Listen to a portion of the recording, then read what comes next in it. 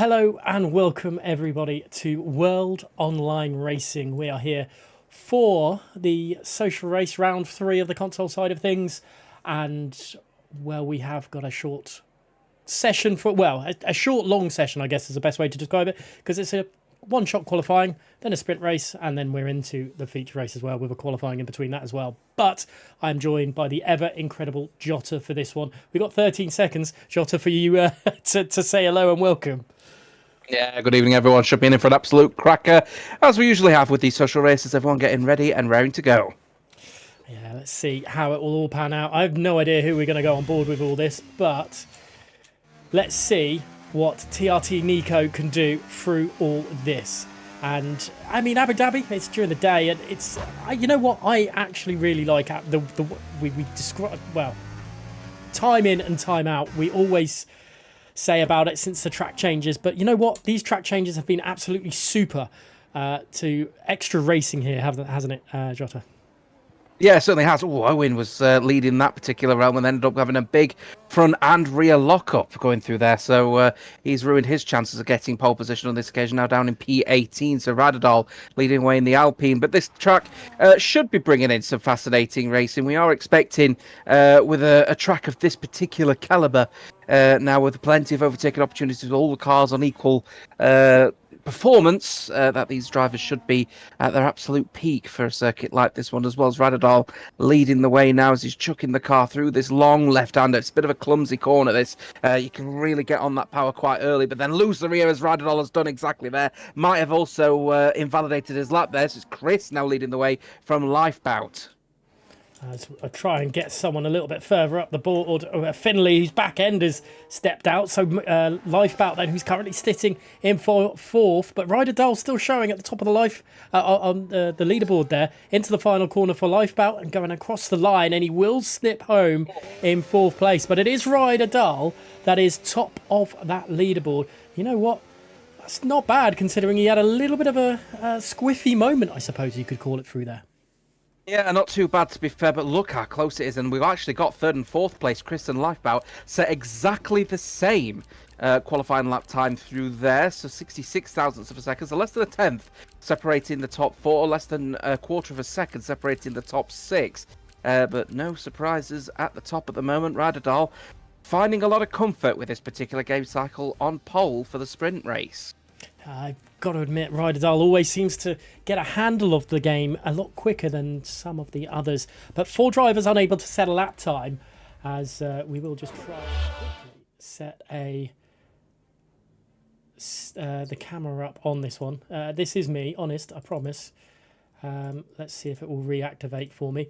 But yeah, Ryder Dahl on the top, but it's all close at the top. You know, it's not as clear cut as we've had in previous starts of game cycles. Yeah, I think it's a little bit more more condensed out there at the moment on circuit. Now, obviously, this is the sprint race. If you are just tuning in and you're not familiar, the format for this particular weekend is pretty simple. It's the sprint qualifying we've just had, then we're going into the sprint race, then there'll be another one-shot qualifying for the main race, which will be a 50% race. So this is an opportunity to see what people are going to be like with very limited time around them, as Gatkowski has left the session, which is not really what we expect at the moment from the PlayStation man. So fingers crossed he'll be connecting back in as soon as he possibly can. But yeah, we should be in for an absolute cracker nonetheless. I think we're going to see a majority of people going to be going on the medium tyre for this sprint race. And I think it should be pretty clear cut, to be fair, between the drivers, because it should be fairly close, actually. As we said, top 6 separated by less than a quarter of a second. So, well, any mistake could see you further down the field, as Owen will be the one that'll be a testament to Gareth, unfortunately for him.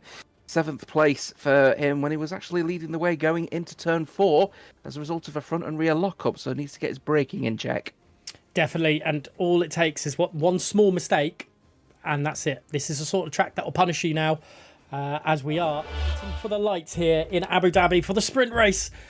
for the social round 3. We're on 5 red lights and away we go. And it looks like a pretty poor camera angle, to be honest. We can't see who's got away well, but it doesn't look like the Aston Martin got away well at all. And in the background, an RB's clipped into the wall with no front wing. He's pushing Chris just a little bit as they head on through. Hard combat of tyres for the Aston Martin. He's going to, well, be very fast at the end of the race compared to the mediums, but it's still side by side between the two of them as they head on into turn number 5. Somehow it's still going on, and Ryderdal has not been pressured at all, and there's a gaggle of cars just behind them as they head on down into towards turn 6. And Ryderdal has a sizable lead for lap 1. Here comes Chris steaming on past the Aston Martin, but the Aston Martin's holding up the inside as they head into turn 6, and it's really close right now. Really, really well done, but unfortunately knocked off of the circuit between now Gio and Chris in that particular corner. Now going through this clumsy left-hander, then you'll see who is going to be the later breaker going through here, who's willing to go for the later apex, and on this occasion very happy to hold on to the inside, and actually Chris getting the better exit out of that corner. We've got yellow flags waving, and that I believe is for a car slowing up. It might be Enzo Sabaton, who's a ghosted car at the moment in the RB, in the Visa cash grab car, not looking particularly strong through these set of corners if he's overtaking via the ghosting system. At the end of the first lap, though, Ryderdal immediately showing his worth for ET8 as he comes across the line and is leading this Grand Prix sprint with no issue whatsoever. Or Williams off the back, though. Yeah, it's looking pretty easy right now. There looks like maybe a little bit of front wing damage flying off from someone just in front of Francesco, who's in 8th place right now, and just behind, I think that's TRT Nico, who went a little bit wide. Belbaby has retired from the session. Gatkowski as well. Belbaby was the driver, I think, that I saw going into the wall on the start-finish straight. So not 100% sure what happened there, but that is not the ideal situation at the start of the sprint race here in the social race of WR. But in the foreground, Lifebout and Nail fighting away, hammer and tong, but Nail deciding to go on the harder compounded tyres. The Alpine, I think, in the background of Nico, trying to get past Quantum as they're still side by side. They're actually ghosted. They're inside each other as they turn through turn 7 and into 8. And the Alpine gets the better of it in the end, and the Williams of Quantum really, well, I'm not sure what's going on, but appears to be struggling right now. PGR Brando looking to get close here as well. Oh, Largo up in the air. I'm not sure what happened to him there, but for me it looked like his car was up in the air from my side. Anyway, not sure if that's what you saw, Gareth, but very peculiar for Francesco Largo. 2 laps in. Drama already kicking off, and we've got more people kicking off of the circuit. Azara with a 3-second time penalty for track limits excursions. One thing I am finding curious, though, we do have a couple of people who don't think the medium will go to the end. Now Gio and TRT's Andrea in the McLaren, both on the hard tyre for this Grand Prix. So I'm going to be interested to see how Niall Gio does in the Aston Martin. Never mind, he's just left the session. Sorry, Niall. It's unfortunate for Nail there. But yeah, definitely, as I think that is Yassir driving through the Aston Martin now, and now we'll drop down the order. The driver that had so many plaudits when it comes to Monaco in the last game. But yeah, definitely saw the Red Bull of Francesco Largo up in the air, presenting, well, the rear end of the car to the sky. I believe maybe hitting the back end of Yassir, but I'm not 100% sure. TTM Ryan Bakar then up into 5th place. It's been an odd start to this social race in the sprint race. Yeah, a little bit of a peculiar one. You got half of the grid who's willing to be a little bit more aggressive, and the other one looking a little bit more tentative at the moment out there. So 7 laps to go in this sprint race, and it looks like Yassir's actually begun a little bit more of a harvesting strategy now, just trying to recover some of the energy perhaps off of the back of Niall Gio, who's just connected back into this lobby now and down in P6. He'll be looking now to just keep up the pressure on the back of Lifebout, and the Kick Sauber actually a little bit of a dark horse in this one, I reckon, because he's started to make some serious inroads now, has the Kick Sauber. Remember, he's started down in P6, but Ryan Bakar, he also started down in P9, and he's up to P5 as well, so a decent effort actually from those in the midfield to stay out of trouble and actually make some serious inroads. And sometimes it is a race of attrition, isn't it? So we'd ride on board with Nico, who's in between Flame and Samuel Barker in 12th place, and actually losing the place to Samuel, as I'm not sure why. They are struggling quite majorly at the moment, and maybe it's a little bit of the fact that he's left the session, as we will go on board with someone else through all this. Let's go maybe to the front runners again, but they seem quite spaced out, apart from Lifebout and Yassir there for the battle for the final podium position. Just keeping an eye on Zinedine Hajjaj. This is the battle for P12 against Azara. Goes for the switchback and tries to get the little bit of attraction out of the corner. And the Ferrari does have the pace against the Aston Martin. Remember, with that time penalty, around the outside, then he will go at the end of this DRS straight. Will he have the traction to do so? The Aston Martin struggling to get the power down, and that's allowing the Ferrari. And he's been respectful of the space, considering the social race very, very cleanly and very well executed from the Ferrari. Now Zinedine up to P12 as we've got Nico rejoining the session. I think there's a little bit of session instability happening at the moment with the netcode. I don't know if the host of this lobby needs to change at the end of this particular race, but one thing is for certain, it's not looking particularly stable at the moment. Unfortunately, not indeed. And show my age a little bit. Back in the days on the Xbox 360, people might say it's host advantage, but it's definitely not that, because I don't think that's even a thing anymore. Let's go back to the front runners, because Lifebout is holding Yassir quite well behind at the moment. It is a little bit of a train, but Ryan Bakar, it's surprised me because they look very, very confident in 5th place. They've made some overtakes already. This could go well for them in the social. Could do. Up 4 positions, as I said, starting in P9, not really putting any kind of challenge on Yassir at the moment. The front 5 are in their own little train, starting to pull away from Niall Gio. Remember, Niall starting on the hard tyre and also disconnected earlier on in this race as well. So looking like they may have to just consolidate P6 at this rate at the moment, down 4 positions, starting on 2nd place. For Niall Gio as well. So really unfortunate stuff as Zinedine's continuing to make some inroads at the moment. So let's remember, started down at the back of the grid, is now up to P11. Is Zinedine is making a very clean work of Samuel Barker. Next victim in his eyes is XPG's Flame, who is just with Owen as well. They're both tentatively losing the DRS of the driver ahead. But I think now Owen has lost that to Quantum in P8. So that could be very good and interesting battle. Brando as well, PGR Brando, who was technically in the fight for the championship last season for parts of it, is losing a little bit of time to Neil Gurley ahead as well. So it's the gaps are starting to increase. One thing I have noticed is Aston Martin, that is sitting in P6, is catching up with the top 5. Yeah, starting to pick up the pace now. Maybe this is where the hard tyre becomes, a bit of a tyre of its own. It's 1.8 seconds actually breaking the DRS off Brando. He still has it, of course, on this straight because the detection point is just before this straight. But this is where the Aston Martin will start to feel a little bit more confidence now as he just turns the car in and feels that the traction is there versus the medium. Just clipping the sausage curve, though, on the entry is not going to help him. It invites Brando back into the fight. One thing that is for certain is what a bit of a situation. As Niall's disconnected again, really unfortunate for the hard tyre runner. I'm keeping an eye on Owen in this race as well. He's not been in the mix of a bit of controversy in the esports world alongside Epic Vale. So without Epic Vale's intensity here tonight, he might offer Owen a good opportunity to just sort of focus on himself and try and not get into too much trouble as he did in the qualifying earlier on. Oh, sorry, that was a big, big moment for Finley. I joined right at the right time, going through turns, 11, clipping the back end of Samuel Barker, nearly tank slapping it into the wall, to be perfectly honest. He's managed to hold it and not collect Samuel Barker into turn 12 and has kept it and only lost the position to Hazara. That was a big, big moment for the Haas driver tonight, as you see getting passed by the other Haas driver in P4. But yeah, controversy definitely, and here comes Yassir actually trying to find a way past the Haas driver back into turn number 6.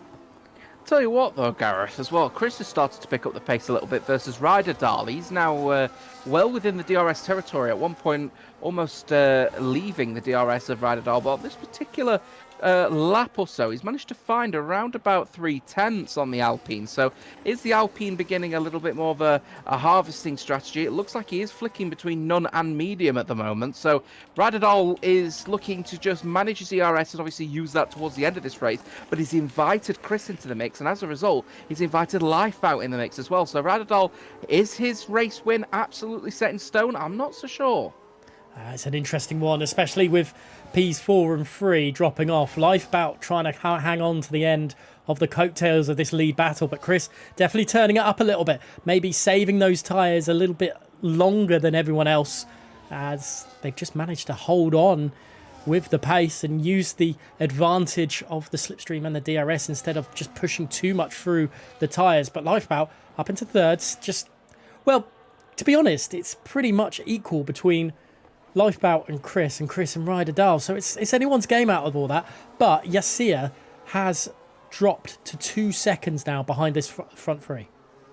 Radidal with no track limits warnings either. Chris has got 1. Lifeboat has 2, so he has to be in his best behaviour now, does the McLaren. Goes one little excursion, and that's a 3-second penalty, and that could pose a bit of a threat versus the likes of Yassir, though the gap now 2.7 and closing immediately, quite rapidly, actually. I wonder if Lifeboat's made a slight mistake, actually. But TRT's Andrea with the fastest lap on a fresher medium tyre. Chris looking to really put Radidal under some pressure, but he's feeling the dirty air, going through that long left-hander of turn 9 might turn out to be a little bit of a critical issue, but that Ferrari, the other Ferrari rather, of his teammate has been able to go around the outside of turn 9. Can his teammate do exactly the same versus Radidal, I wonder, as we start lap 9 in just a few corners time? Yeah, the penultimate lap is virtually, well, pretty much upon us as they head round the final corner, as Ryan Bakar picks up a 3-second penalty, which is not ideal because they've got past Yassir and built a little bit of a gap. Yassir is now struggling on those tyres, but Chris able to take a little bit more curb, a little bit more, as Ryder Dahl has left the session. That's not ideal. What have you seen, Jota? Oh, I've just seen Radidal going out of the corner and losing the rear big time, and now he's disconnected from the session. Now Chris is going to offer this opportunity. I wonder if there's going to be a change in hands in terms of the lobby host as a result of this, because Radidal's race will be completely blamed off of the fact that he's lost the connection to the host. Either way, he hasn't even got DRS either, because he was the lead car going through the DRS detection point. Lifeboat will have P2, no issue whatsoever. Hopefully Radidal could get back in as quickly as possibly can, as now Chris's race win is now pretty much set in stone, unless Lifeboat can pose a challenge. It was really, really difficult moment for Lifebout to drive through the car, even though it's ghosted. It's really off-putting to drive through a car. I know it's not Ryder Dahl's fault and everything that's going on, but it's not ideal, but it's off-putting. But it's Lifebout's in with a chance. They're only 0.8 of a second at the moment behind Chris. Chris won't have DRS to their disposal as they go down the back straight, either of the back straights between turns 5 and 6 or 7 and 9. So there is still a chance for the McLaren driver to get something out of this race. Ryan Bakar still pulling away from Yassir a little bit. Nail, I don't know if he's back in the lobby, but is a lot quicker right now. And, well, we are on the final lap. Chris leads away by half a second right now.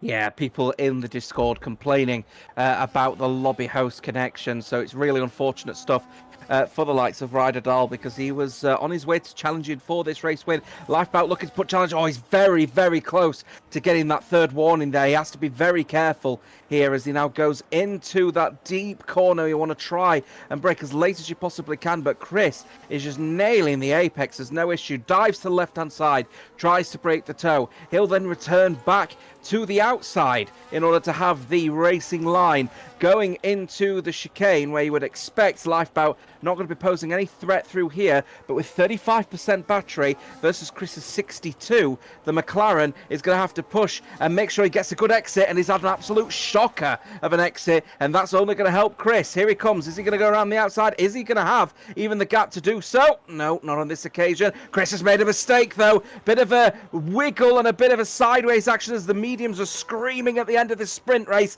Lifeboat is looking more and more like he's going to keep that pressure on the Ferrari. That's great work from Lifebout to keep that pressure up, but I think Chris has got it, well, just about sewn up.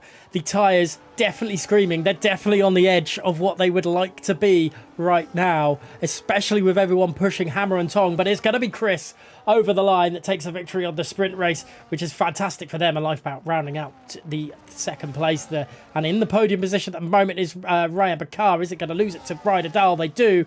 Ryder Dahl does take third in the end, and you see it in fifth place. But my goodness me, there's still stuff going on throughout the grid Zinedine Hijaj, Gareth, sorry to interrupt, going side by side with Brando across the start-finishing line, 56 thousandths of a second separating Zinedine Hijaj from Brando. He couldn't get P8 in the end. Well, what a valiant effort from Zinedine Hijaj, who started at the back of the grid to finish in P9, 11 positions gained. Could have been P8, but 56 thousandths of a second, and a bit of a Mercedes just getting across the line before he did. Wow, my goodness me, that is a real solid end to this one. Pretty good. A bit all over the place, a little bit of issues with connection, unfortunately, for some of the drivers, but there was some good racing out of it as well. Chris takes victory for the sprint race with Lifebout in second, and rounding out the podium for said sprint race was Ryder Dahl, then Ryan Bakar, Sakir, Nail, Quantum and Brando rounding up the points scoring finishes for this evening. For the sprint race, Zinedine, Owen, Samuel, Finley, XPG Flame, Hazara, Andrea and Nico was and Enzo all finished, but the non-finishers to Francesco, who was caught in the air, and Priory, Belbelby and Getkowski in the end. My goodness me. That's the sprint race done. We've got another one-shot qualifying coming.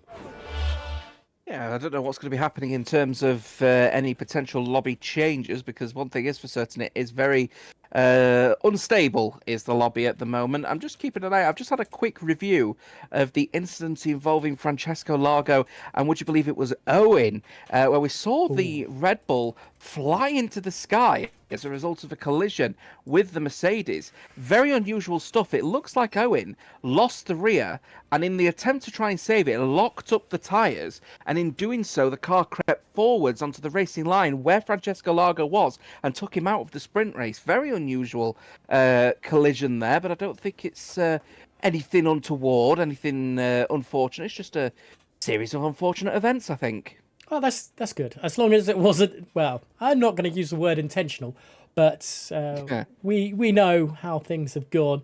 We are seconds away from going back racing again, so we're going to have a go. And, from what we've seen, who's going to claim pole while everyone starts their final flying lap? Well, there they go then, going through in turn one, towards turn one. And we did see a massive boost for the likes of Ryan Bakar going through turn one. He has got a lot of confidence through there, but at the moment, Francesco Largo finding a lot of confidence. But turn three looking so much more confident for the likes of Owen. Now, this is where he had a big lockup going into this chicane here. Much well handled through this hairpin, as he's now coming out of the corner. Happy to take as much curb as he wants, but not losing the rear at all through here. And now suddenly, the Mercedes is looking a lot more sharper. Is he going to be in a position, though, versus the likes of Radadol? Yasia is also in the mix. And, of course, never, ever discredit the likes of Chris. Big lockup from Radadol going into the corner. Coming out of the corner, though, very well handled. And actually puts Owen down to third. Yasia now leading the way. This is going to be really tight as they head on through into turn number 9, the famous turn 9. Well, now famous because the track changes, but you see it on one lap pace alone seems really, really solid. But Ryder Dahl has, gained it back, and Owen there into third. You see is dropping like a stone in this order. Ryder Dahl looks like he's going to claim back-to-back qualifying one-shots tonight as they continue on through into the final two corners here for the time tonight, or for the last time tonight, I should say, before the race. And it is Ryder Dahl that takes pole, and that looks like it was quicker than last time. Yeah, he's put a big gap between him and second place. I think it's just a little bit under 0.15 seconds. It's a bit better than in the last one. Yeah, 0.114, 0.159 to Lifebout. But Owen is on the front row, and now we'll get to see what the Irishman can actually do. If he can actually qualify. Now he's qualified. Will he be able to put Radadol under pressure, I wonder? Yasia had an absolute stinker, by the way, coming through, I believe it was turn 11-12, that sort of right-hander. He just lost a lot of time with a front lockup, and that saw him go down to P5. And a great effort once again, though, from the likes of Chris to get into P4. He will be breathing down the necks of the rest of them because his race pace is clearly there. It is indeed. And Lifebout up there, both Lifebout and Chris. I know we've discussed this. You see up there as well. All ones that were towards the top end of the sprint race. They're going to show it again tonight. And I'm just wondering, it appears that we are going to restart the lobby. So World Online Restart is a thing yet again, back in F125. It's been a while since we could say that. And we will just wait and see how things will all pan down and wait to see who is hosting for this final qualifying bit for the final race. But for the time being, let's talk about the game as a general, because we've already touched on it slightly. There has been some, generally, it's been positive, the game, and it seems like you have to use much smoother inputs to make sure your tyres last. And I think that overall, that's going to be good. Yeah, positive rollout, I think, for this particular game cycle. Bugs seem to be, present, but few and far between in comparison to the previous titles. And I think probably a testament to game developers finally dropping the previous generation of consoles, that's Xbox One, PlayStation 4, and prioritizing the Series and PlayStation 5 consoles, which has allowed for a bit more of a seamless transition, I think, into the next game. And I'm seeing a lot more confidence in people with the handling model in this particular game cycle. But one thing that people are finding quite confident that I'm seeing actually is the engine mapping. Now, this is something that we've seen over the last 3 titles has had to be adjusted by Codemasters because it's either not been quite right, or it's been a bit too harsh, or it's been a bit too lenient. On this particular one, you can really feel the car powering through corners, and you can find the maximum amount of grip the moment you put your foot down on the acceleration pedal. So I'm finding that personally, as well as from what I'm hearing from people out on the racetrack, that actually they've got a bit of confidence in this particular game, and that is a really positive thing. Because so when was the last time that we had a positive rollout of this particular game cycle, of this particular game at the beginning of a cycle? Yeah, it's been a little while, hasn't it? And well, let's hope it continues that way. And let's just talk a little bit more about you mentioned it, about putting the power down, and you can actually feel it a lot more now. And I know a lot of people have questioned a little bit about it, but overall, it's good for not only league racing scene, but also like the esports scene in general. I think, and again, forgive me for what might be a bit of a technical hyperbole in a conversation about, game development. I'm not a game dev by any stretch, but one thing that is for certain is you need a lot more confidence in the car that you're racing with, and there are a lot of elements to that one. It's force feedback, or it's vibration modules and a controller. It's you being able to feel the car as you're putting the power down. Am I putting too much in? And then feeling that bit of a snap kicking in if you're putting too much power down too early. One thing that is also now an added element in people's understanding is actually the game sound, would you believe? If you listen to, more specifically, the Mercedes and the it's Red Bull Racing Honda, isn't it? The RBR powertrains power units. You can hear almost like a bit of a rattle in the engine as you're putting the power down, and that's how you know you're hitting the limit of the amount of grip that's going through the rear tires. And a lot of people are finding that as a nice trigger, especially if you are in the grassroots movement, just starting out, because then you're able to then say, right, I know that's my limit. I might switch off traction control, and we're going to start to see people find more time, and that might end up squeezing the overall picture. So I'm finding a lot more confidence personally as a controller driver as a result of that. But one thing that is for certain is the grassroots leagues are going to have a lot more fun with this particular game title compared to the last 2 or 3. So that's something I'm looking forward to. Yeah, I think loads, a lot of people are of similar, ilk to that as well. Well, we'll wait and see. We'll wait and see. Hopefully, it means that we're going to have great racing throughout the season, as per usual. But while 100%. We wait for the new lobby to get hosted and get ready and get sorted and all that jazz, we are just going to take a quick intermission, and we'll be back very, very shortly.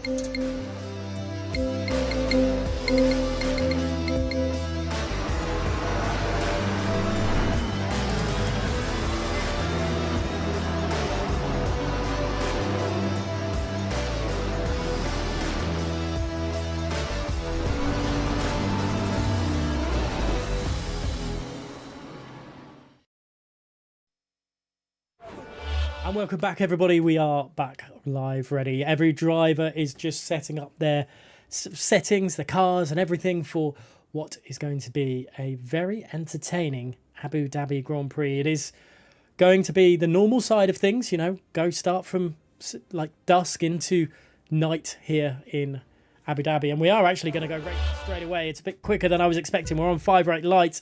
I will introduce Jota again very, very shortly, but back racing we go, and it looks like a very good start from Ryder Dow for the second time tonight. Pulls away from Owen, and as they head into turn 1, that's a very good start from the Alpine man, but just behind Chris and Lifeboat, like they were in the last race, squabbling away for P3, and it looks like this time of asking, Lifeboat's got the position, but Yassir's trying to go around the outside, and Lifeboat's got the position. Yassir is inside the Ferrari. It's not ideal, but my goodness me, what a start to this Grand Prix with most drivers on the medium compounded tyres.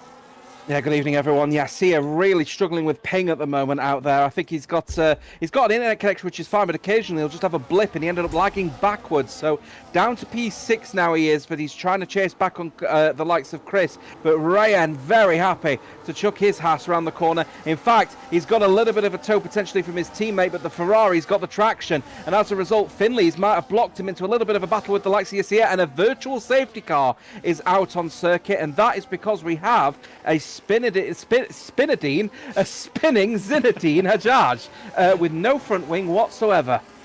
Oh, that is perfect. I'm going to use that in the future. Spinadine. Spinadine, can't believe it.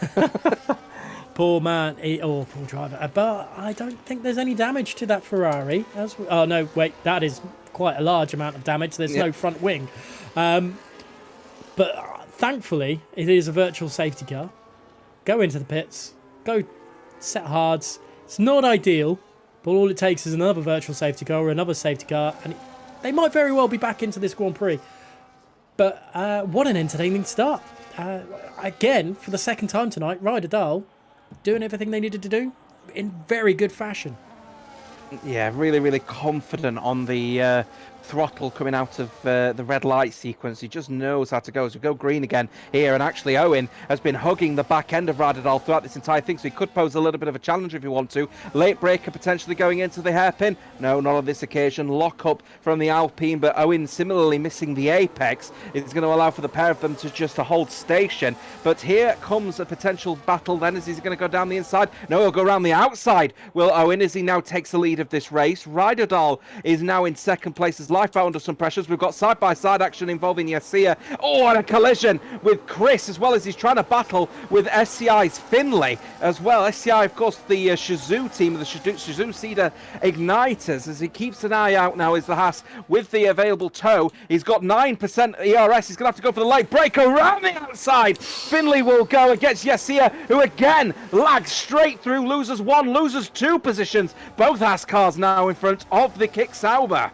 There has just been an absolute, carnage into turn 9. That's the only way I can describe it, because drivers are just 3-4 wide in some respects as they head into it, along with Yassir, who is now dropping behind Nail as well, as there's more battles going. Oh my goodness, I think Yassir wanted to go into the pit lane, and what have we just seen? Oh no.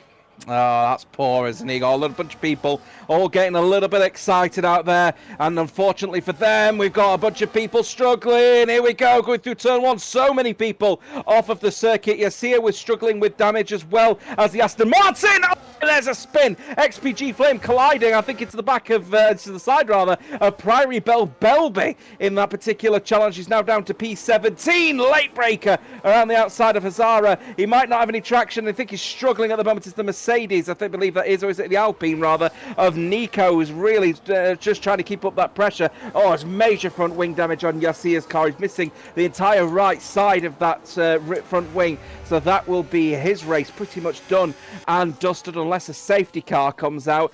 Front 3, by the way, remain as they were at the start of this Grand Prix, with Owen now actually being re-overtaken by Ryder Dahl. So in that situation, pretty good stuff for the likes of Ryder Dahl, who's willing to keep the pressure on for the lead of this race on lap 3 of 29.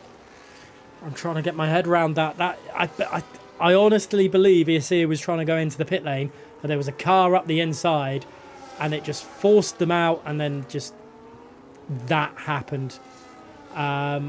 Oh, that's lifeboat into the wall. That's lifeboat out of this Grand Prix. A safety car is in, and that's going to save the people that need to go into the pits. But what has happened with yellow. with lifeboat there? Just trying to figure it out myself, to be honest with you. I'm just looking on the replay of the backside of it. Simon Barker also retiring, but he's retired in the pit lane.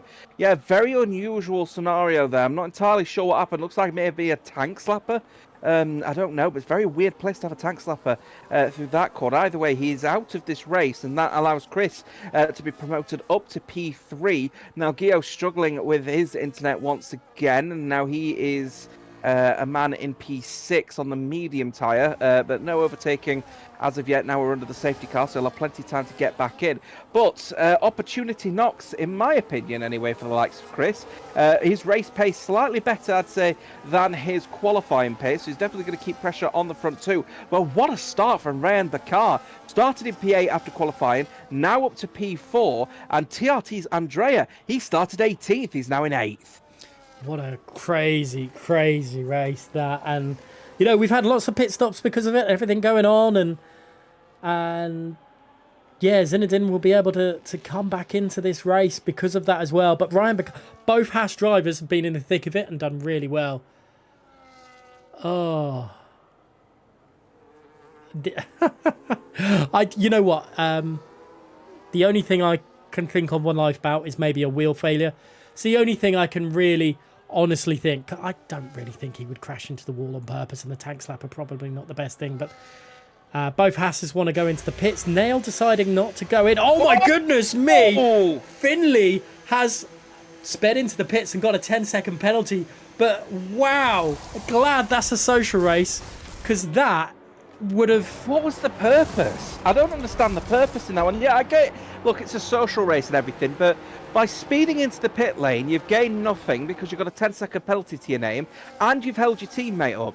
I absolutely don't get the purpose of that, because you've just messed yourself up and you've messed your teammate up. So now he's in the good books of absolutely no one. But there you go, Finley now with a 10-second penalty that he has to serve at his next pit stop, assuming that they will not go the distance. Ryan just getting in front of Enzo Sabaton. Might only be the one position that he's lost, except for Finley for Ryan. So it's not the worst case scenario in the world. He's got Gatkowski just in front of him in the Red Bull. But yeah, come on, Finley. I'm not even saying it's necessarily a bad thing what he's done. I can understand the concept behind it, but at the same time, you're overtaking technically under the safety car. Isn't that technically a breach of the rules? I've seen it in the pits before, and I don't think it is.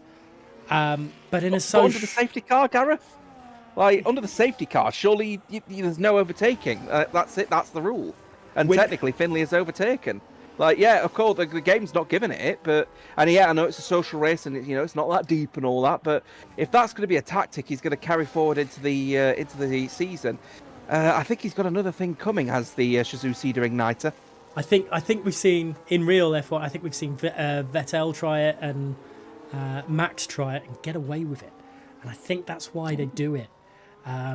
Because I think it goes back into, like, racing conditions or something. If I had written notes on it, which I'm going to do every single week now, because it seems to happen more often than not, then I'll try it. But the fact you do it against your teammate in a social race, okay, I get. You don't want to be held up. But the fact he's got that 10-second penalty, that's the problem, I think. So I'm just having a quick review of the rules, and I think under certain scenarios, as we've got Finley now in the pit lane to serve his 10-second penalty, and he changes now from a hard tyre to another set of hard tyres with a fresh front wing as well, by the way. So obviously, I think he may have ended up having damage as well coming into the pit lane as a result of that needless overtake under the safety car. So he gives that position right back up anyway, but any car stopping in a designated garage area while the safety car is out using the pit... Any car stopping in its designated garage area while the safety car is using the pit lane may be overtaken. So that's one of the rules that I'm seeing in here. So is that an indication to me that, if they're in the pit box, then of course you can overtake them. There's nothing you can do about that. But if you prefer the pit stops, I'm not so sure. I think if he's going to carry that as a potential strategy into the real life, into the real racing, I would expect he's going to get penalised heavily for that. Yeah, that's well, we'll wait and see. But I believe Finley picked up another penalty out of all that, so it's gone from bad to worse for Finley. Oh, he did as well. Yeah, you're right. And you know what? Sometimes, yeah, you got to try it, but sometimes you don't. And well, at least it was in a social race and not in a full race. But talk about the action and talk about the controversy that we've had. It's at least something for us to talk about and everything that's kicked on. Well, up 6 of 29. We've had our sprint race, which ended in, well, some emphatic fashion. And we're straight into the feature race, and it's exactly the same. Exactly the same indeed. If you're wondering how the hell is now Guillaume still leading this race, he hasn't pitted. He's the only one to have not pitted under the safety car, is now Guillaume. So he is now the leader of this race on those relatively sane, I'd say, medium tyres. They're not going to be great, but they're not going to be the worst thing in the world. He'd be hoping, actually. There's a one stop available here for him now. If he can try and take them another 5 or so laps, he could switch to a hard and go to the end of this race probably relatively okay. So one stop on the cards from now, Gio. I'd expect everyone else on the hard tyre should or can go the distance, but it's going to be a bit of a tyre saving scenario. Remember, this is a game cycle where being a tyre whisperer benefits you massively later down the line. So keep an eye out on what Ryderdal and Owen do here, and as well as Chris, actually. I don't think they're going to put too much pressure on now Gio initially out of the safety car period. No, I think they'll be quite happy. The mediums will probably be faster. They'll just wait a little bit of time, then just overtake when they feel the need. It's just interesting, isn't it, that Nail decided, you know what, I've got to do something different. If I want to win this race, I've got to do something different. And, well, the safety car is in this lap. Chat, let us know who you think is going to take victory tonight. It'll be interesting to hear your thoughts, and I'll pass that question over to you, Jota, as well, because it's not set in stone. There we go then. So safety car now speeding away. Now Gio will eventually become the de facto safety car, as the safety car will obviously come into the pit lane. At that point, everyone will have free reign of their car and decide to go whenever they want to go. I'm looking forward to seeing how this race restart is going to be versus the hard tyre runners for now, Gio, here. And how early is the medium tyre runner going to go here as well? And has he kept his tyres up to temperature? Safety car just entering the pit lane right now. So this is where he'll have full reign of his car and he can go whenever he wants to. And will he go early or will he leave it as late as he possibly can? He's just weaving left to right, and then he'll chuck the car through the right-hander. I'd expect the power to be down, and that's exactly what he's done. Here we go then, heading through to start lap 8 of 29. And, well, Neil doing it right as Ryderdal. He's not left them for dead, but managing to just stick a 0.4 of a second lead, as that's sharply decreased as they head on through into turns, well, 3, 4, and then heading on into 5. The fresher hards will be in their advantage for very, very soon, especially with Owen already, well, back end slipping there, losing him some time. But the hards will, come a lap, maybe 2, be the tyre to be on. Just getting a full clarity, by the way, on that safety car situation. As now Gio has managed to hold off from a potential challenge from Ryderdal, Owen and Chris. No surprises on that one. It is a rule that you can do it from safety car line 1 to pit exit in real life as well. So apparently what's Finley did was absolutely legal, absolutely fine, just a little bit of a clumsy execution. So thanks for the clarity on that one, Luke.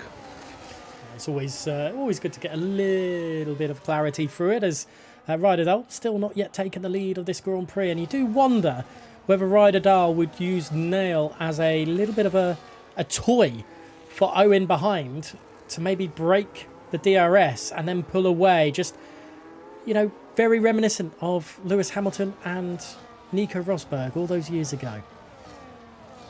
Reduced harvesting at the moment for Chris, by the way, at this one, as people are just trying to continue on with their battles. Now, you may know down when it comes to the harvesting strategy now, there's a slight differentiation in this one as well. The more that you use none, the more that, of course, you'll be harvesting, as Enzo Sabaton has gone for a spin and brought the virtual safety car out again. This is one thing that people are going to notice. It looks like he's just driven straight into the wall as Enzo Sabaton, as well as his race over and done with, I wonder. He's not particularly happy in the Visa Cash Grab Racing Bull. Looks like he's really struggling. The no front wing at all, I would suspect. Yeah, that looks like that's the situation to me.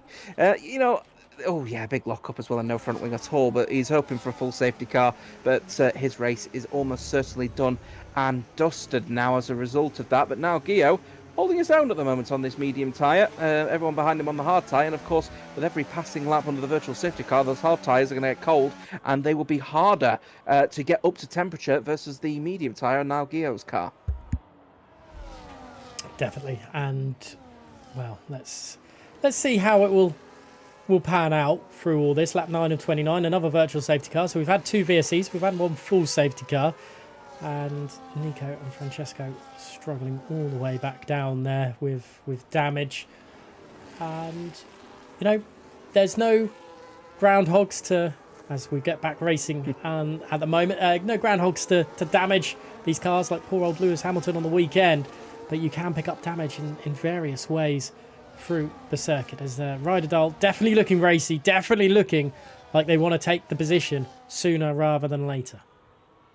It's important as well, I was just getting into this point before I think I went on a bit of a tangent. It's important for the hard tyre runners as well not to be using none too much here, because of course they'll have all the electrical energy in the world, but the moment that the car slips into a reduced harvesting state, that's wherefore the battery has recovered so much energy in the lab that actually it would be illegal to continue harvesting energy at the rate it is. So it has to reduce its harvesting rate, and that actually changes the engine complexity. As we see the overtake being done by Riederdal, he wants to get this move done as quickly as he possibly can. Sector 3 yellow flags being waved for Nico, who's retired in the pit lane. It's a double overtake now. Gio relegated to 3rd place as Owen also gets the move done and tries to continue on that battle with Riederdal. As said though, they'll want to try and make sure that they don't harvest too much, because of course it changes the entire complexity of the engine. As soon as you go to a reduced harvesting rate, you end up in a bit of a situation where the car just feels a little bit weird under braking, and that might catch people out, especially if you're on the one stop, because these tyres will fall off a cliff fairly quickly if you don't look after them. Definitely, and it feels a bit sluggish, doesn't it? And these guys are exactly the best place to tell us how it will feel and how it will affect the car. But there's also a little bit of the engine problem when you're overheating as well, which is a little bit more apparent this game. So you need to be using the fresh air a little bit more. So that, coupled with maybe going into the reduced or into harvesting or reduced harvesting or whatever way, it'll all change the dynamic of how fast these guys can go. Yeah, and a little bit of a gripe for me as well, because of the how the engine is mapped in this particular game cycle. You never see the red lights actually disappear off of their dashers as they're accelerating, and as a result of that, they get a bit of a false sense of security in the engine performance, because you think you've got all the power in the world. As we've got Owen overtaking Riederdal for the lead of this race, they're going to continue, I think, like this now for the next 18 laps. You get a false sense of security that you've got all the power in the world, but of course, if your engine starts overheating, you then, despite the fact you're shifting up the gears and you're never seeing your lights disappear off the dash, you don't have any power. So you're just going to have to be a bit wary of that. Definitely. You don't want any damage or anything causing you any problems whatsoever. But Owen leads this Grand Prix from Riederdal and Chris in 3rd place, separating Gatkowski and Chris with those medium compound of tyres. And unfortunately, Lifebout, who had such a good race in the sprint, is out of this one and not resuming the battle with Chris for the remainder of this one, which caused the safety car all those 6 laps ago. Owen leads the Grand Prix. We're still under halfway here, and my goodness me, it's felt like it's been a full race already with everything that we've had. Yeah, of course, we had the sprint race as well earlier on, so that adds up on the laps as people continue to get used to this big lock up on the front left tyre from Ryderdal here as he's looking to more just power the car through the corners. We should see another overtake here. Overtake being used as well in terms of ERS. DRS now open as he goes around the outside line. Ryderdal and Owen will work with each other here, try and put themselves a bit of a gap on the likes of Chris, but Chris is keeping on as even with the front two, able to just keep within DRS, only just of the front two. If he can try and manage that, he'll be in a better position. The problem is, his ERS management has been absolutely appalling. He's actually down to below 10% as he's coming into turn number 9. Sector 2 yellow flags where we've got a spinning Bell Belby coming out of the chicane. I actually think that was Finley that's around with a broken front left end plate, allowing Francesco through, which is not ideal for them. Back to the leaders. Gatkowski up into 4th. Ray and Bacard dispatching of Nail in P5 now. And Brando then up into 7th on this set of medium compound tyres, going for something different as Nail, the Aston Martin driver, goes into the pits, presumably for hards to the end of this Grand Prix. Yeah, so that will be it for Niall, I think, to the end of this race. And remember, he's going to be in a better position versus everyone else at the end of this race. He's going to have to make those positions up and make them up pretty quickly, is the Aston Martin. And we're on board with Chris at the moment. 38% battery as he comes through, into the left hairpin, where, of course, he'll now go down the main straight. I'm a little bit concerned at the moment about his ERS management. Still, he's struggling to try and get that energy recovered. He's still just within the DRS of the likes of Owen and Ryderdal, but he can't use any of the electrical energy that he's got because, of course, if he does so, he'll end up becoming a sitting duck to Gatkowski, who is slowly but surely gaining on him. The only issue is Gatkowski is also using overtake, despite the fact that he's dipping below 20%, and I reckon that's because he's a bit worried about the likes of Ryan Bakar at the moment, who's also just managing his own race, much more ERS in comparison to those in front of him, and he's just driving around pretty much no issue at all, is the Haas. Yeah, it's, well, Ryan Bacard, even though a bit of controversy, a bit of an issue with the teammate in the pit stop phase, managing to, salvage the race and getting themselves back into the top 5. It's great work from the Haas driver right now. There's everyone on the hard compound tyres still battling away at the front end of the grid. They're 2 seconds quicker than Brando at the moment. Brando is just dropping away. As I say that, Brando is going into the pits. Set of hards. Let's see what that comes out with in comparison to Nail, who's now down, as I'm trying to find the Aston Martin driver, in 15th place. Let's see, through the final corner for the Aston Martin driver. Let's see where they come in comparison to Brando, because this is for track position between the two of them. Brando's coming round turn 1 in the pit lane, and Nail has absolutely dispatched that. Brando is on 3-lap old hard compound tyres, though. That's why they went a little bit further on into the race, as the leaders have changed once again. Yeah, no issues whatsoever. Oh, as Andrea has gone for a little bit of a spin, coming out of the hairpin, coming out of the left-hander underneath the bridge of the pit lane exit, which is a little bit unusual. But down in P16 now on a fresh set of hard tyres. Finley, by the way, a fresh set of soft tyres, looking to I think set at least a fastest lap before coming back in for another set of hard tyres. It will be an old set of hard tyres, but he will have one barely used set of hard tyres that he used just 1 lap under the safety car. But as it stands so far, honours even for the likes of Owen and Ryderdal, but they've just been exchanging positions, keeping the ERS managed quite well. Owen's begun a little bit of a push here, and he's up to 80% on his ERS. Chris has managed to recover some of his ERS, is now up to 50, but Gatkowski is really pushing and is dipping below 20%, and we're not even on the main straights at the moment here, so I think Gatkowski is going to become a little bit of a sitting duck, Could very well be. Unfortunate for Gatkowski. They've got a lot of work to do to keep into that top 5. Quantum and Flame then, the next train of cars. The Williams drivers have got to start working together if they want to catch up to these ones. Quantum is well placed for that though, but they are 5.2 seconds behind this group. Yassir back up into P8, and the leaders change yet again as they head on into turn number 6 now. And, it's all a little bit just quiet at the moment while Chris just tries to get a bit closer to Owen.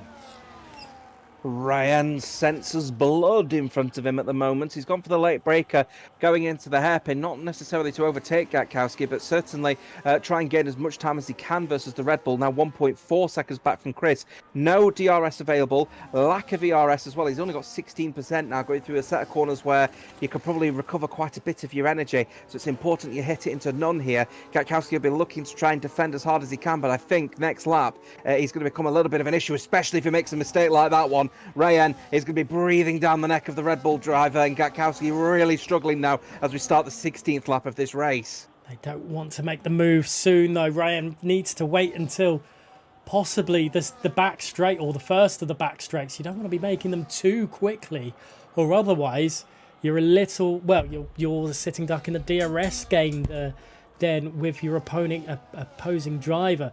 But Quantum is catching them up. They are losing ground to the top three as well. Ryan Bakar needs to make this move quickly. Ryder Dahl pulling away at the front as well. I don't know if Owen is going to be able to make the move through it. I wonder what Ryan Bakar can do as they hurtle themselves down into turns number 6. I think Ryan Bakar's a bit too far away. Yeah, he's not going to look for it on this particular one, but he'll go for the late breaker into the chicane. Is exactly what he's done. Absolutely nails the apex, does Ryan, and that's going to now allow for a better exit. And now he's going to try and keep up the pressure now with the likes of Gatkowski. Use some overtake. He's using hot lap, but he isn't actually looking for the overtake on this occasion. But he knows he's got the grip, he's got the pace, and he's got the engine power versus the Red Bull in front of him. The question is when does he go? 13 laps to go. He hasn't got a lot of laps to try and get on with it. He doesn't, and with all this panning down, they're losing. Well, they've lost over a second in under a lap, pretty much, to the front drivers, the front three. And does Ryan Bakar really want that? He showed he was having pace, so unless he knows he's got a little bit more, he can push it. But there we go, into the pits for Gatkowski. Yeah, no surprises. He's had enough. The tyres were falling completely off. He had no pace. Rayen has lost a good chunk of time to the likes of Chris. He's not going to be a sitting duck versus Quantum. He's got plenty of electrical energy. The problem is that he's in a little bit of a no man's land now because the front three have got DRS on each other. That's going to allow for them to pull away from the likes of P3. Quantum is close into a battle with his own teammate. If that ends up becoming a little bit of a DRS train between the pair of them, that's going to allow for them to close up on the likes of Rayen. He has to think about the long-term game here. Can he catch up to the front three despite the fact that odds are against him at the moment? Yeah, let's go back to the front three because they are very, very close together. Chris holding a very, quiet race right now and just waiting to see if they can pick the meat off the bones of this battle, see if there's any sort of incidents between Owen and Ryder Dahl, who are very close together but very respectful right now.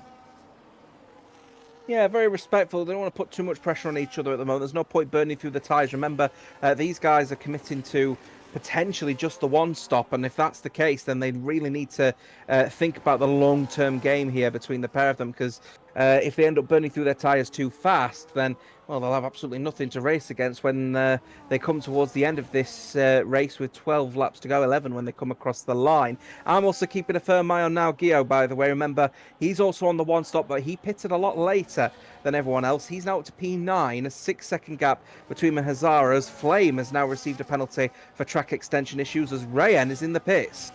Rayen deciding to do something different from the front three, and that's sometimes how you win races, is by forcing other drivers to, either follow you or do something or think something different themselves. As let's have a look at that. I think Rayen is dropping behind Brando, which isn't ideal, dropping behind traffic, and that could cost them, especially when they were battling with Gatkowski. They are so much farther behind. That's 3 seconds, I believe, as Brando and Francesco fighting a tooth and nail just in front. And I wonder if that's going to come a cropper. Let's see how this works as they head on down into turn number 6. I'd say Chris would be wise to make the pit stop and do something different to the front two, but if he does that, as Owen has just had a bit of a tank slapper well held, Chris, it makes sense from a strategic point of view to pit and do something different to the front two, but if he does that, he's going to end up in a bunch of traffic, and that may cost him in the long run. So makes sense for the three of them to just continue as on as even. We'll see if anyone decides to go for it, see if anyone catches it and up in. Yeah, all three are going for it, actually. They're willing to go and get into the traffic here. So that's an interesting one. Will Quantum do the same in the Williams, or is he going to stay out? No, he's staying out. He thinks he can go to the end, I think. So that is the situation. Quantum will lead from Yasia. Flame is in the pit lane, and then guess who? Now Gio is now going to be up in third. This is going to be very, very tight. Here he comes through the start-finish straight now into turn number 1. That's the Ferrari of Chris. And well, they are under the bridge. And Nail Goulet leading the Grand Prix. Gatkowski is going to come out right in the middle of all these guys. Oh. And that is not good for the Ferrari. But Owen just managing to get in front of Gatkowski. They've got to make sure those tyres are heated up, because Gatkowski's are heated up. They are in the pace window right now and could be able to start making some moves and causing some problems. The problem for Nal Gio now is that he's not within a second of anyone around him. So as a result, he's in a position of, well, being a bit of a no man's land. He's now on old hard tyres versus everyone on a fresher set of tyres. And as a result of that one, Niall is going to really feel the pressure of the three around him, so much so that Rydal has absolutely flown past him.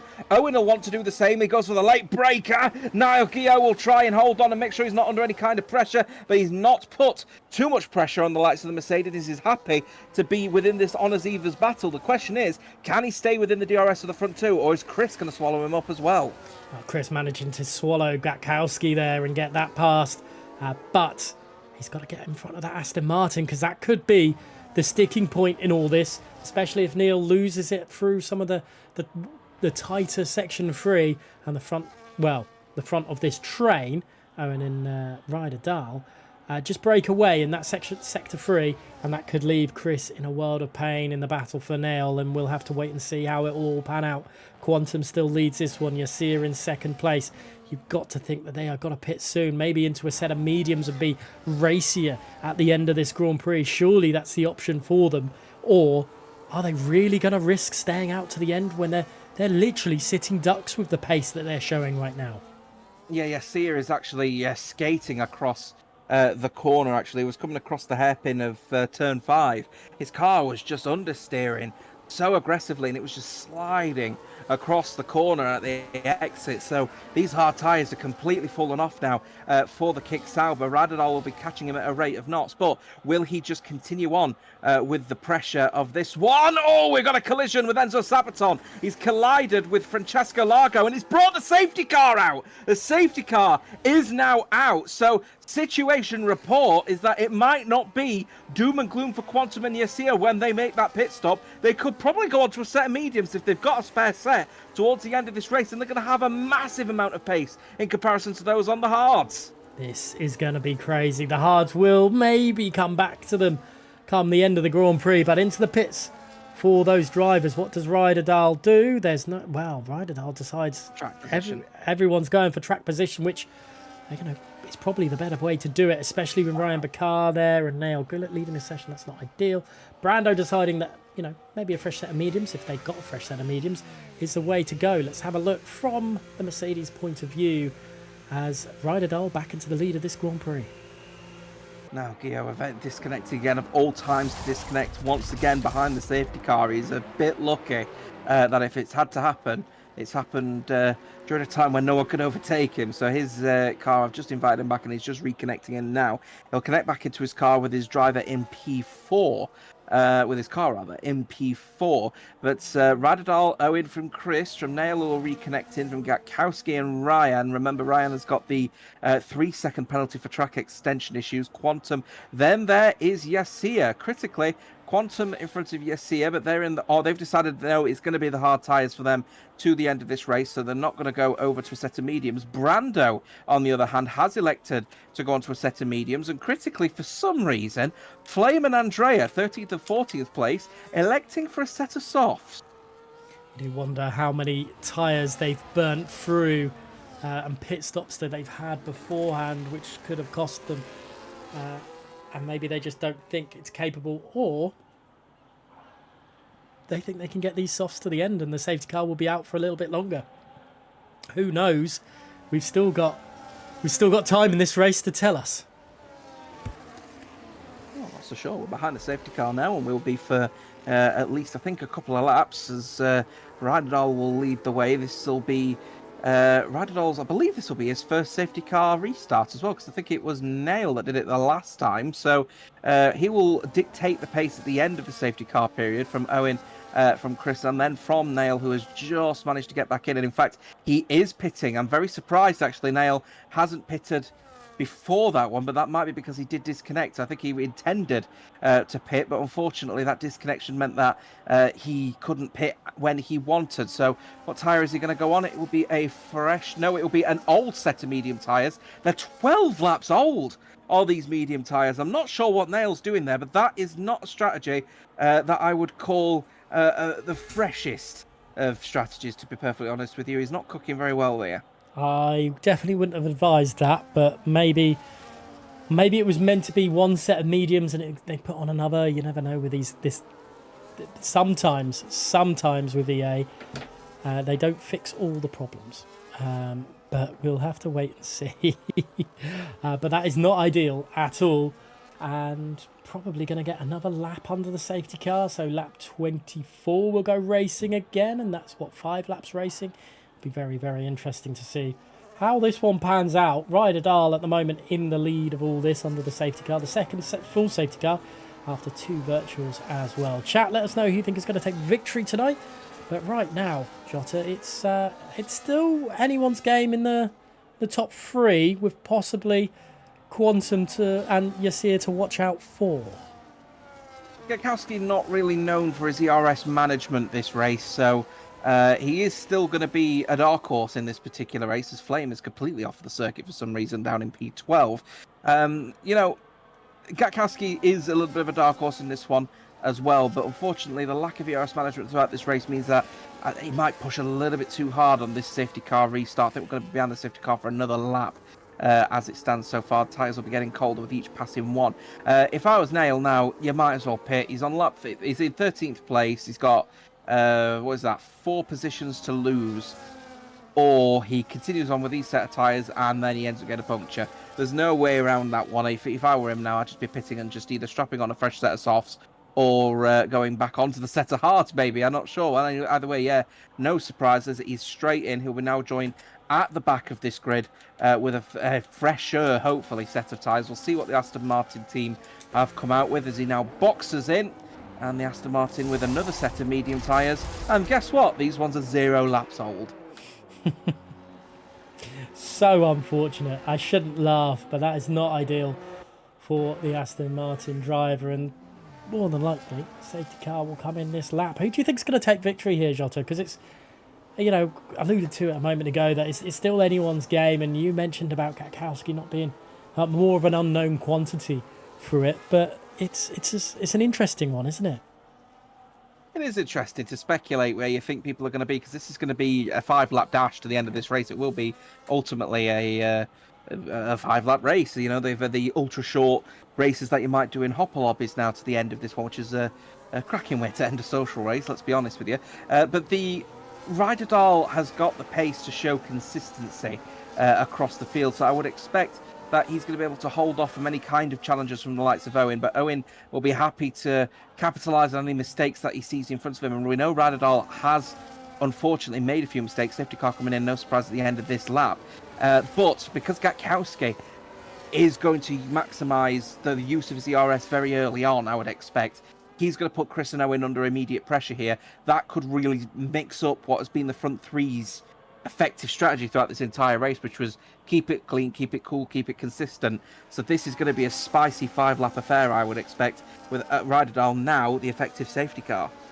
Here we go, going very slow is Ryder Dahl through this. I think we had Ryder Dahl. Did we have a safety car in the sprint race? I think we did. I can't remember now. It seems so long ago. But Ryder Dahl, the VSC, but no full safety car, I don't think. Ryder Dahl will be the effective safety car. When does he decide? It looks like they've gone early. That's very early, and it's caught. I don't think it's caught anyone out through all that. Owen was very wise to it as they head on through the final corner to start lap 24 of 29. 5 laps remaining here then, and Owen all over the diffuser of the Alpine ahead, and that's not good news for the for Ryderdale, the Alpine driver for tonight, as he probably wanted to have dispatched Owen with a little bit more time.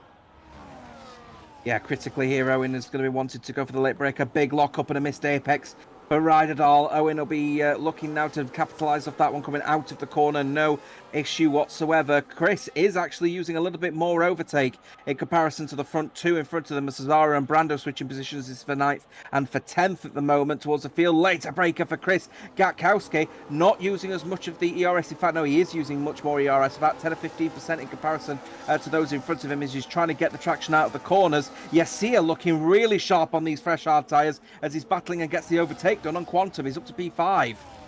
Can't lose the drivers ahead. That's probably Yasia and Quantum's mantra right now. They don't want to squabble too hard, as poor old Graham Bakar dropping down to 8th place, but Ryderdale still leads this one as we're in the final throes of lap 24 of 29.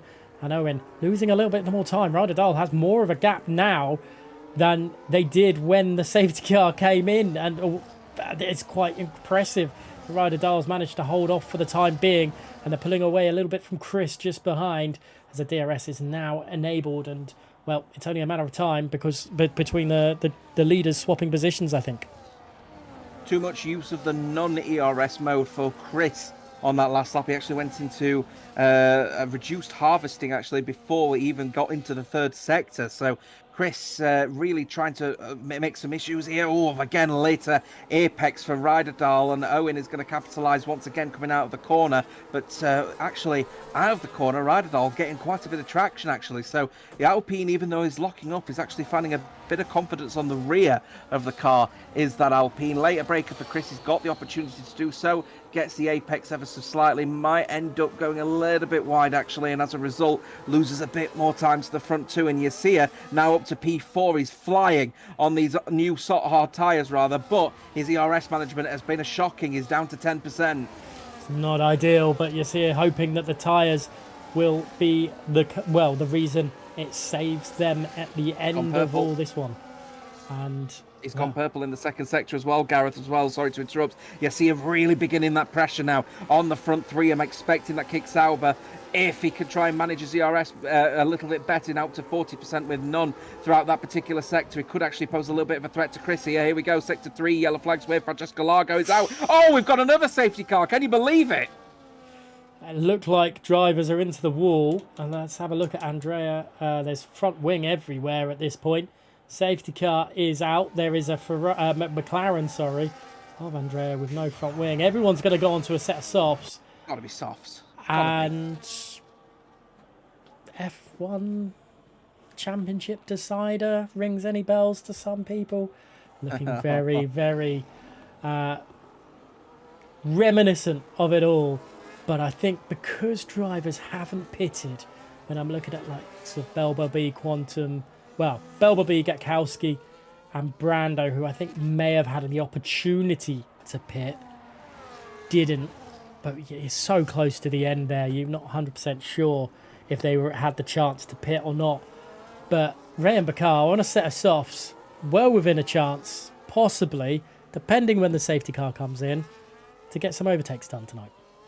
The problem we've got here now, Gareth, is that we're on lap 26 of 29, and we've got a safety car out, which is currently waiting for the leader I think it's turn 5 he's currently waiting at the moment. But what I'm concerned about here is these guys have then got to get back to the safety car. It'll be lap 27, and we'll be getting going on lap 28, so it'll be a 2-lap dash to the end of this race. The safety car will not stay out any longer than the end of the 27th lap. So if people are going to pit, they are risking potentially not actually catching up to the safety car. So entirely up to the field, especially those behind. But if I was those on the hard tyres right now, you've got enough of a cushion that you've got so many people on hards and mediums behind you. The soft tyres might not have enough time to catch up when the safety car comes in. But here we go. People are electing. Oh, I tell you what, I take that back. Gatkowski, Yasia are all pitting as well as Quantum for a fresh set of soft tyres. But those in the front three have all elected to stay on the hards. That's mixed it up a bit. And Brando there in 5th place on the mediums as well, which has had, well, not very much well, pressure put on those medium compounder tyres, so they're going to be quick. But Gatkowski, is Gatkowski going to come out in 6th place? Let's see where Belbabee comes. Not Belbabee, sorry, Rayan Bakar. I don't know if Rayan Bakar's going to be able to get the move done on the... Oh, close. Rayan Bakar. Oh, there's someone in the wall. Hazara has just... That's no damage to that Aston Martin, but that was odd. Right, so suddenly the buffer for those on the hard tyres is completely gone. And now Rydal, Owen, Chris, Belbelby will, especially Belbelby as well, 11-lap-old hards, will now start to be really worried about the end of this race here. You've got a very quick medium tyre runner in Brando, who's barely used those medium tyres, and of course Gatkowski on a set of softs. Yassir has shown what he can do with a fresh set of soft tyres, and this is what I warn people about. If you're going to make that pit stop, you've got to get back as quickly as you possibly can, and unfortunately we've still got people connecting to the back of the queue. I think we're still waiting for Rayan to get to the back. Quantum is not quite back yet. The Aston Martin of Hazara's not back. Flame's not back. All the way as far back as Andrea, who is absolutely nowhere near at the back of this queue. So here we go. We're not waiting for anyone. It will be a 2-lap dash to the end, and Rydal may be an opportunity to learn from the mistake. Going early doesn't help. Might have to go later. Definitely, but the longer the more they slow down, the better chance because everyone else is catching up. Maybe not Finley and Andrea, but everyone else has caught back up to this train now, and that has not. Well, that might actually help Ryder out. We'll have to wait and see. When does the Alpine driver go?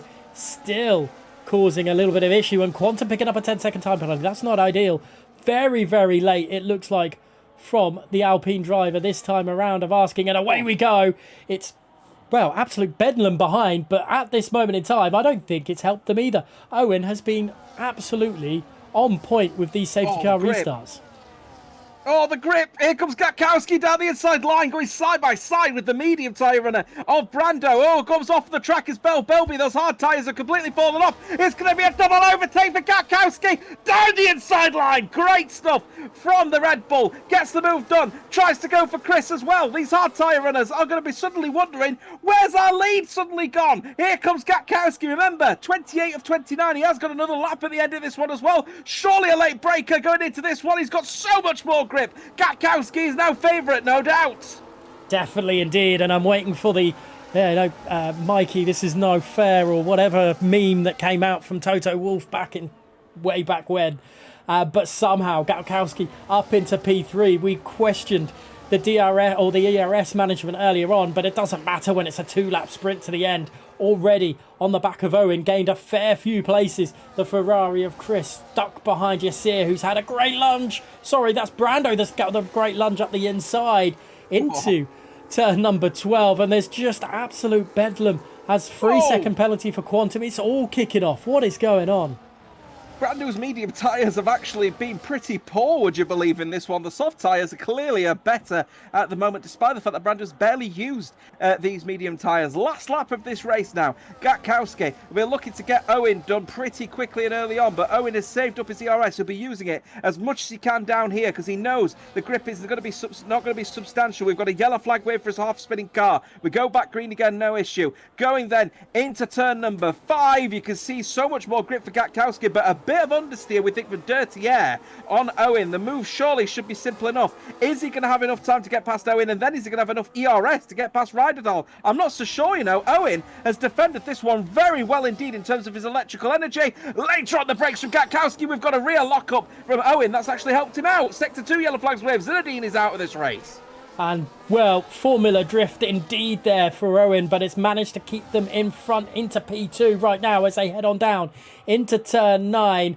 And, well, purple in Sector 2 apparently for Owen, and he's done a fantastic job. Saved everything they needed to do, and maybe, just maybe, it's enough to keep a hold of P2 through it all. The top 3 have pulled away from Yassir in P4, somehow managing to hold on for the time being, and Rydal has done a very good job of holding station right now. We're on the last lap, we're in the last few corners here in Abu Dhabi, and my goodness me, we've had everything thrown at the drivers. Rydal has overcome everything to take victory tonight from Owen, and then Gatkowski on the podium. There's a driver into the wall, which I believe is Rayan Bakar, and my goodness me, what a race, Jota. But that is a showcase of how many safety cars you can get in a race. Yeah, certainly can. I mean, it is a social race overall. It doesn't massively matter where you finish in this one, but you'll want to take the confidence at the end of this one. What a race indeed. And a top step of the podium once again for the fabulous, fabulous effort from the likes of Ryder Dahl. He's been brilliant to watch throughout this one, and in the end only 0.4 of a second separating him from Owen. Gatkowski could not get those soft tyres to work at all at the end of the at the final lap of this race. It was really much a one-lap dash on those soft tyres, but in the end could not find the pace. Gatkowski finishes in third. I think, well, I'm not sure if it was Gatkowski not being able to get the pace out of those tyres, or just how well Owen managed those hards at the end. And everything out of it. There's a mixture of both. We'll have to wait and see, and maybe people will give us better ideas later on. Unfortunately, they haven't fixed the black screen of doom, so we can't talk about who's finished where and how and what. And we don't get the lovely 5 of who's had the most overtakes and the cleanest driver and stuff like that anymore either, which is a shame. But because of the black screen of doom. But Jota, who would you say was driver of the day for yourself tonight? Oh, I mean, driver of the day performance. Gatkowski made a great effort to get from 11th back up to 3rd in the end with those soft tyres. So he's a contender just purely on how well he performed from start to finish. But for me, if you're going to talk about the entire race weekend, it's got to be Ryder Dahl, hasn't it? It's been an absolute great performance from him from start to finish, and he should be really proud of that one. Going into the season, I think he's going to have a lot of confidence, and he'll be someone to watch for certain. Definitely. It has been one... well, as long as they can keep it up, because Ryder Dahl, I've noticed occasionally, it's dropped. The performances drop halfway through the first season, and whether it's because other drivers have caught it up, we'll have to wait and see. We haven't even started the season yet. The sign-ups, I believe, are coming within the week or within next week, so you'll have to keep an eye on that one. But Jota, as races go and has showcases, have you got any final words for the race that we've had tonight? I think drivers will be taking a lot of learnings from these social races, not just from this particular one, but of course the other two that have happened over the last few weeks. They'll be taking a lot of understanding into this one. A lot of people are going to find a lot of confidence in a game cycle that has proved a lot more of a subtle improvement when it comes to the game around them. So I think as a result of that one, we may be seeing more in the way of penalties, more in the way of stewarding inquiries, and that might be something that they may need to consider in terms of the mind game going into this game cycle and going into this season.